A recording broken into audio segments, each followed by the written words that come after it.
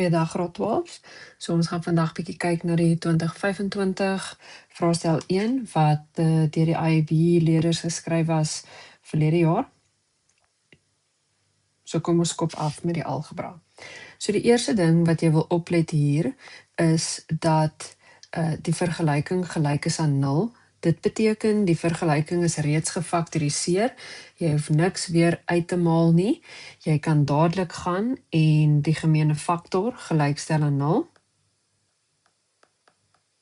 Jy kan die eerste hakkie gelykstel aan 0 en jy kan ook die tweede hakkie gelykstel aan 0.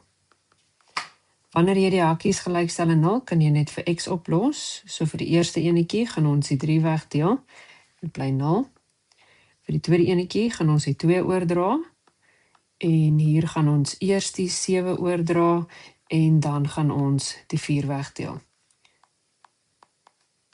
En dan het ons finale antwoorde. So wat net belangrik is hier, jy wil sien dat jou vergelyking al reeds gelyk is aan 0. Indien dit so is, dan mag jy jou gemeene faktor en al die hakies gelykstel aan 0. Vir die volgende som sê hulle los op vir x korrek tot 2 desimale plekke. So definitief ietsie om in gedagte te hou wanneer ons by ons finale antwoord kom. En dan sê hulle ook deur die vierkant te voltooi. So, vir vierkant voltooiing sal ons die x'e aan een kant hou en ons sal die konstante waardes oorvat na die ander kant toe. Vir die volgende stappie wil ons nou gaan insit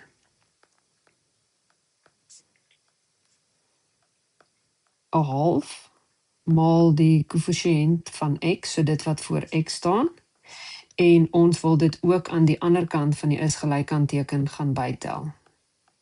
So presies dieselfde ding, dis werk wat ons in graad 11 gedoen het, so dieselfde hakkie wil ons by die linkerkant gaan bysit en by die regterkant. Wanneer ons dit op die sakrekenaar gaan insit, dan gaan jy sien jy kry 'n +1, so hierdie kant raak ook 2 + 1. Okay. Dan aan die linkerkant, omdat ons nou vierkantsvoltooiing doen, beteken dit ons gaan dubbel die hakkie kry. Wanneer jy jou hakkie saamstel, gaan jy x eerste sit, dan dieselfde teken as die middel, en dan die vierkantswortel van die konstante. En dan het jy jou 3-term gefaktoriseer. Jy kan ook die lang manier vat om dit te doen, maar hierdie manier werk ook altyd reg uit. Dan kan jy gaan en ontsla raak van die kwadraat, deur die vierkantswortel aan die ander kant te gaan doen. Net belangrik, 'n vierkantswortel gee of 'n positiewe of 'n negatiewe antwoord. En dan kan ons vir x alleen kry, deur die 1 oor te vat. Dan gemaak ons net weer seker wat sê die vraag, korrek tot 2 desimale plekke. So jy gaan dan op jou sakrekenaar intik plus wortel 3 plus 1 en dit gaan vir jou dan 2,73 gee op die sakrekenaar, of jy gaan intik minus wortel 3 plus 1 en dit gaan dan vir jou minus 0,73 gee. So baie belangrik, as jou antwoord net in wortelvorm is, dan mag jy 1 of 2 punte dalk verloor hier. Vir die volgende vraag, vra dit los op vir x, en die eerste ding wat jy moet oplet daar, is dat dit 'n ongelykheid is. So in my kop dink ek al klaar aan die parabooltjie wat ons gaan teken, en dis 'n positiewe parabool. So ons moet sy kritiese punte gaan uitwerk deur faktorisering. En dan, hier is 'n baie belangrike dingetjie aan die einde. Hulle sê x is 'n element van heelgetalle. So ons antwoorde gaan ons al die heelgetalle moet gaan lys wat ons gevind het. So, eerstens, gaan ons die 3-term faktoriseer, so jy kan jou kwadratiese formule gebruik as jy wil, dit is op die formuleblad, of jy kan die ou manier of die lang manier gebruik, so ons gaan kyk na al die faktore van die konstante waarde heel agter, en dan sal ons sien dat die paartjie 2 en 4 kan vir ons 'n 2 in die middel gee. So, om by minus 2 uit te kom, sal dit moet wees minus 4 plus 2, alles kleiner as 0, en dit gee dan vir ons kritiese punte as 4 of -2. So as ons parabooltjie gaan teken, so met die vryhand, dan is ons x-afsnitte van die kleinste waarde tot die grootste waarde. Dit sê ook vir ons hier kleiner as 0, wat beteken jy moet kyk waar lê jou parabool onder die x-as. So as ons so na ons diagrampie kyk, dan lê dit tussen die 2 punte.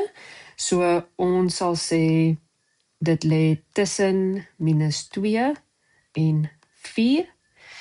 Ons oorspronklike som met nee is gelyk aan ook ingehaat nie. So dan kan ons sê die heelgetalle wat tussen -2 en 4 lê, is -1, 0, 1, 2 en 3. Ons mag nie -2 en 4 insluit nie, omdat ons nee is gelyk aan teken by die ongelykheid het nie. Die volgende vraagie sê toon aan, so ons moet bewys dat die vergelyking wat gegee word, gelyke wortels het vir alle waardes van P. Gelyke wortels beteken delta moet gelyk wees aan 0 en vir alle waardes van P. So die vraag vra nie, ons moet vir P oplos nie, ons moet net bewys dat ons gelyke wortels gaan hê. So, om delta te kan toepas, gaan ons eers 'n 3-term moet kry, so ons huidige vergelyking is nie in die standaard formaat nie. Dit beteken ons gaan 'n x² hê, dan 'n x en die konstante waarde. So dis net enige iets sonder 'n x. En vir delta gelyk aan 0, beteken dit ons kort b² minus 4ac gelyk aan 0. Delta is ook onder die vierkantswortel in die kwadratiese formule. As jy vergeet het wat dit is, so hier is ons a-waarde, alles voor die x is ons b-waarde en enige iets sonder 'n x is ons c-waarde. So, nou gaan doen ons die vervanging. Vervanging moet in hakies gebeur om die regte tekens te kry. En dan gee hierdie vir ons 4p² minus 4p² gelyk aan 0 en dan kry ons 0.